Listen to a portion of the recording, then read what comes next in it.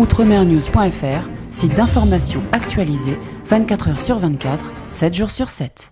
Bonjour, l'agression de plusieurs policiers à Viry-Châtillon il y a quelques jours a soulevé véritablement une indignation importante au sein de la population, mais aussi un vif mécontentement du côté des policiers. Nous avons en notre compagnie Onésio Stéphane, qui est vice-président de l'action sociale au sein de GPX Outre-mer, et GPX Outre-mer a tenu à réagir après ces agressions.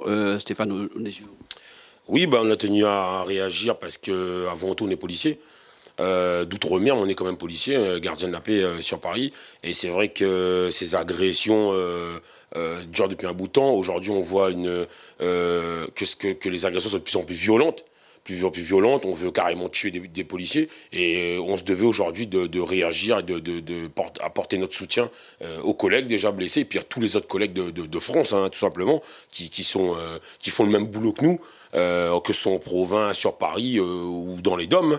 Et on voulait apporter notre soutien surtout. Voilà. Alors, depuis quelques jours, on voit les policiers manifester, ce qui explique véritablement un vrai ras-le-bol au sein de la fonction aujourd'hui. Oui, aujourd'hui, c'est vraiment le mot qui résume bien, c'est le ras-le-bol. Aujourd'hui, on sait très bien, les collègues savent très bien que tout ne changera pas du jour au lendemain, mais on veut vraiment monter le mécontentement par rapport à la population, par rapport à la hiérarchie, par rapport aux politiques. En plus, on est en pleine période électorale. On veut bien montrer qu'aujourd'hui, la situation est intenable.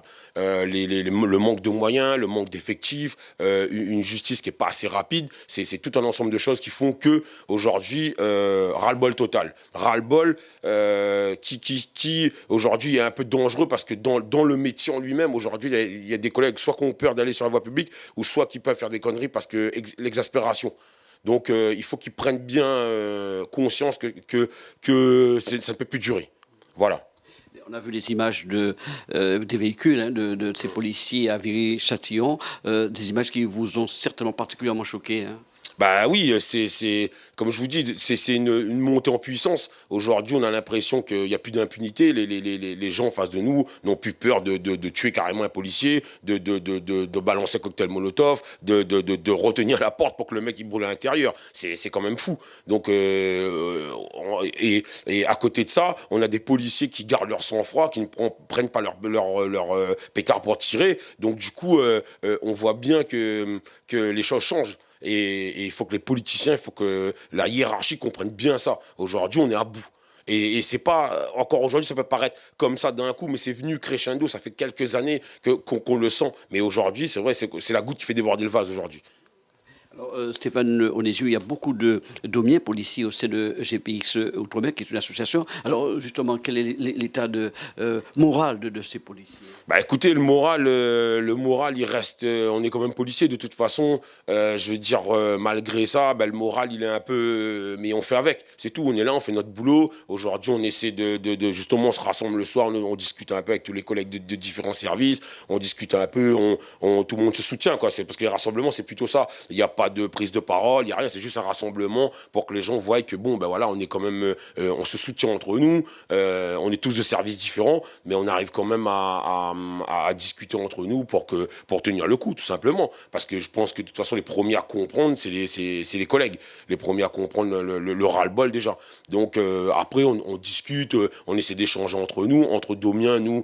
C'est un peu particulier parce qu'on a des problèmes particuliers aussi. Mais n'empêche que, comme je vous dis, on reste quand même gardien de la paix tous, à la base.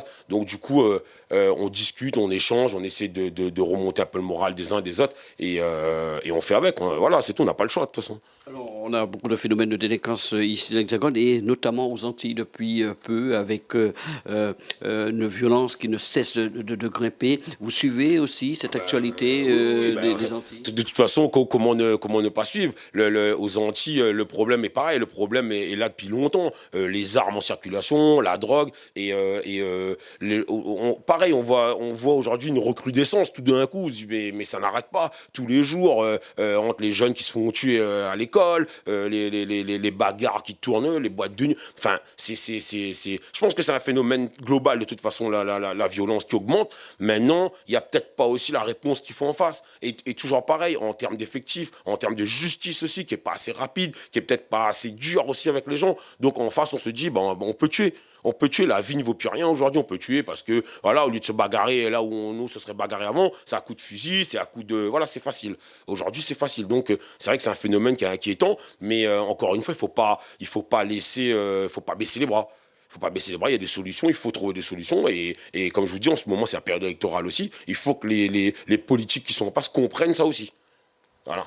Important. Alors, je le disais, Stéphane, vous êtes vice-président de l'action sociale au sein de cette association GPX Outre-mer. Quels sont les dossiers sociaux que vous avez à traiter pour nos policiers douaniers qui sont dans l'Hexagone? Écoutez, aujourd'hui, on traite un peu de tout. Ça va du logement, ça va du collègue qui est un peu perdu, qui peut avoir besoin de conseils parce qu'il vient d'arriver ici. Ça va là, on est en train de bosser sur un gros sujet sur les ADS, les contractuels de la police. D'ailleurs, je tiens à souligner que le collègue qui était blessé, c'est un ADS. Donc, ils n'ont pas la même couverture que nous. Ce sont des contractuels, ce ne sont pas des fonctionnaires. Et on est en train de faire un gros boulot là-dessus par rapport... Un exemple d'avantage qu'ils n'ont pas.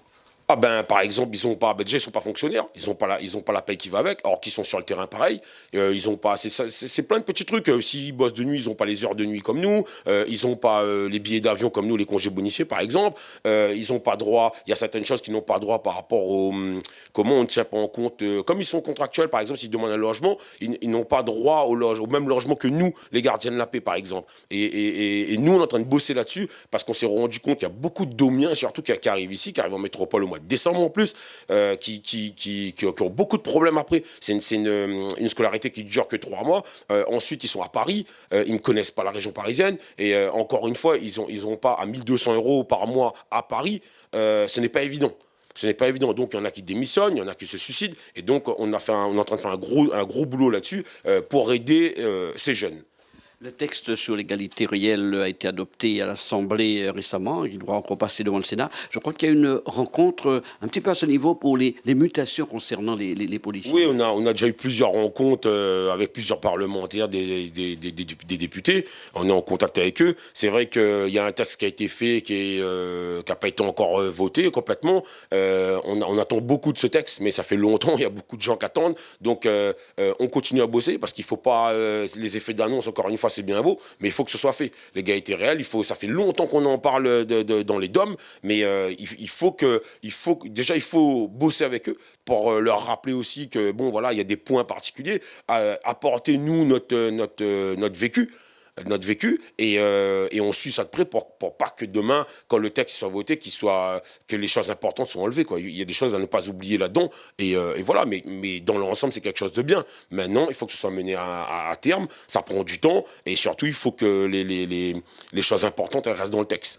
Il est toujours difficile qu'un policier soit muté dans sa région d'origine. Ben écoutez, oui, sinon on ne serait pas là. C'est sûr que la plupart des gens qui sont dans le milieu associatif ou truc, aspirent à rentrer, même s'il y en a qui veulent rester ici. Mais c'est vrai qu'aujourd'hui, on se retrouve devant un système qui est désavantageux pour nous.